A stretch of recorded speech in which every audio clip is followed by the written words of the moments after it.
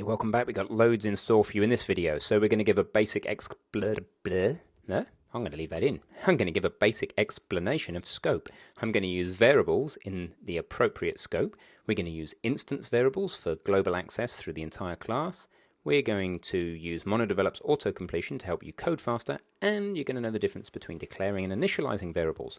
So let's dive in. Here's our number wizard game. So far, it's not doing much. It's just responding to keys, but it's a triumph in its own right at this point.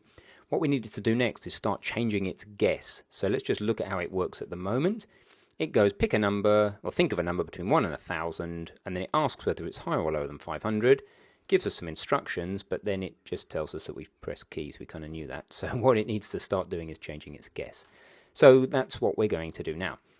Right, let's go into the up arrow part of the if statement in the update function. So when they push the up arrow, we will continue to log for the moment, up arrow pressed.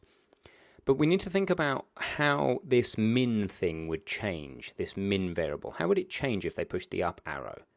Well, if the guess is higher than 500, i.e. if their number they're thinking of is higher than 500, as indicated by them pressing the up arrow, then we move our minimum up to that level because we know it's an absolute minimum of 500. It's actually over 500.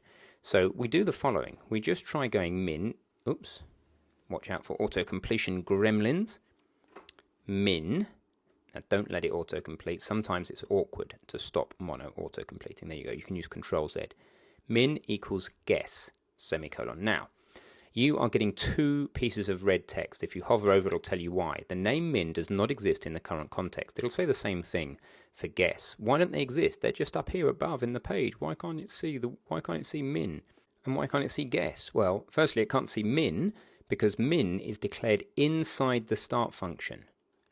So it cannot be accessed outside of this function. It is local to the start function. The scope is constrained to the start function. All right, so the way that we're going to sort that out for a start is we're going to move this declaration and initialization. So the declaration is where we say int min, semicolon, if we said that, and it turns into an initialization when we say an equals 1 on the end, when we actually give it a value. So what I'm going to do is I'm going to move the int min, and actually while we're at it, you know that we're going to have to move the int max, so let's move them both to the top of the class here. Right there, at the same indentation level as the function definitions. Now min is happy. So only make things higher scope, wider scope, if you need to and if it makes sense. Okay? Otherwise, the fact that it's limited scope can be very helpful to you. All right, so that's the first change. Now, the next thing we need to do is get guess to be available and to exist. So I want you to define a instance variable. Now, by an instance variable, I mean a variable that is available to the entire instance, like this max and min. I want you to declare an instance variable of name guess and of type int, and I want you to declare it right at the top there on line 8 on my screen. So go ahead and do that now as a mini challenge. Okay, welcome back. Not too difficult. Int guess, and I'm going to, if I was to just put a semicolon, that would be a declaration, and it would actually fix our error down here on line 25 because guess is now available, but I'm going to go further than that. I'm going to initialize it to a value of 500. Okay, that's cool. Now, second mini challenge for you. What I want you to do is instead of on this where this print line has 500, what I would call hard coded in, I want it to use the new variable that we've just defined. So I want you to change what's on my screen, line 17, so that instead of having 500 in the string, I want it to use that new variable. Just pause the video and go ahead and do that little challenge right now. Cool. Okay, welcome back. So what I've done is deleted 500, put a space in, and then just said plus guess. So that's just fine. Okay, I'm just going to recap with the things we've covered and what we haven't in this video because there's a lot to cover in this one. Okie dokie, fantastic. All right, so what we need to do now then is we need to think about how we adjust our guess. So we've made the minimum equal to the guess when we press the up key. At some point, we're going to have to adjust what the guess is to. So have a look at the code and think about where we would adjust what the guess is. And come back to me when you've had a think about it. Okay, so the place we need to update our guess is immediately after we've taken the value of it and put it into min. So let's take the starting case. They think of 500. The computer thinks of 500, says, is it higher or lower? The guy comes in and says, or girl, says it's higher than 500. So you say, okay, well, I'm going to set the minimum range I'm going to search in now to 500, the guess, and then I'm going to make the guess equal to the maximum plus the minimum divided by 2. Why? Because that's how the binary chop works. What it's saying is, well, imagine the numbers. The minimum would now be, what, 500? The maximum would be 1,000. So the guess would end up being 750, which is exactly halfway between the max and the min. That's what this line does. It sets the guess to be halfway between the max and the min, quite literally. Okay? So that's great news. And then what it needs to do at this point is also make another guess. So let's go ahead and do that. Print higher or lower than. Now, what's it going to say higher or lower than? What's the variable name?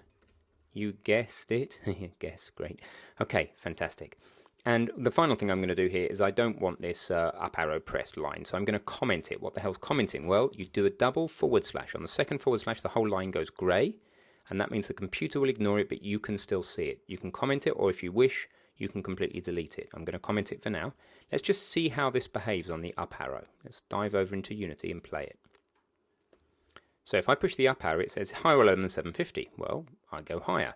875, 937. Brilliant. If I go lower, it's only saying down arrow pressed for now because we haven't coded it. I say we haven't coded it. It's actually, guess who's going to be coding it? Yeah, you. Okay, so pretty simple. You just need to do exactly the same type of logic for when they push the down arrow. So try and make that work for yourself. You can completely remove this down arrow press line if you like, and go ahead and go for it now. Alright, so the way I'm doing it is I'm getting rid of the line I've commented out, don't need it anymore. I'm taking this code, slightly painfully, I'm pasting exactly the same code in two places, but I don't mind doing that once. If I start doing it lots of times with the same thing, I start to get a little bit scary. The only thing that's different is it's the maximum that becomes the guess. If you say lower, if you say no, it's actually lower than my guess, the computer guesses 500, you're thinking lower, you push lower, then you set the max to the guess because you want to stop exploring anything above 500. Otherwise, exactly the same. Yeah, so let's just try it and see if it works. All right, so here we go. I'm going to think of 1, 2, 3. So higher or lower than 500, lower, 250, lower, 125, lower, 63 higher, so 94 higher, 109 higher, 117 higher, 121 higher, 123. Oh, good. Now I can keep pushing, and it'll actually eventually converge on 124. So what I should have done is pushed return at that point to say I've won. But it basically works. The functionality is basically there. So I think the next thing I'm going to do is test the edge cases. How about if I thought of a 1? Let's try that. Or 0. No, 1. I'm not allowed to think of 0. It says the lowest number you can pick is 1. So let's think of 0 and keep pushing down, down, down, down, down, down, down. We get to 0 and it just stays... Sorry, we get to 1 and it just stays guessing 1. Perfect. So that edge case, as we call it, works. The other extreme is they may have thought of 1,000. Let's see what happens when we try to get to that. Up, up, up, up, up. And we get to 999 and it obstinately refuses to guess higher than 999. Why? The reason it obstinately refuses is because when it does this max plus min all over 2, it rounds down. So it gets to a situation where the max and the min are both 999 probably, then divides that by 2 and ends up back at 999. I think that's what's going on. The solution to it is to just fix the rounding down by adding 1 to your max, only once at the very beginning. All right, so max equals max plus 1. Just do that once in the start, and then you'll find that the rounding problem will have gone away. So we go up, up, up, up, up, up, up, and we get to 1,000, and we don't go above 1,000. Perfectly. Perfectly? That's a new word. Well, it's not a new word, it's just the wrong word, but it's fun, and it'll do. Okay, cool. So it's basically working now. So with some things we need to tidy up, but I'm really pleased with the progress in this lesson. Pat yourself on the back and see you soon.